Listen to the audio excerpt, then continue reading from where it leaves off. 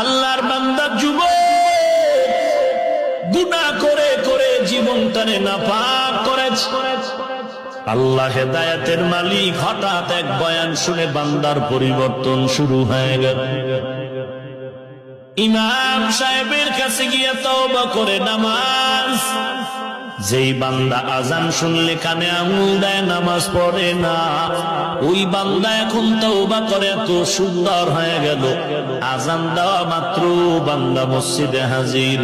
সকাল 10টার আগে যেই বান্দা ঘুম থেকে উঠে না, ওই বান্দা এখন ফজরের আজানের আগে মসজিদের বারান্দায় গিয়ে তাসবিহ টা। আল্লাহর গোলাম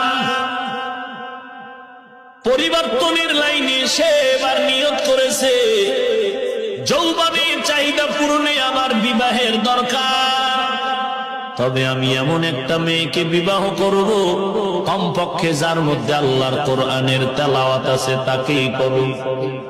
খুঁজে খুঁজে পাইল বহুদূর গরিবের সন্তান, আল্লাহর এক বান্দি কোরআনে হাফেজা।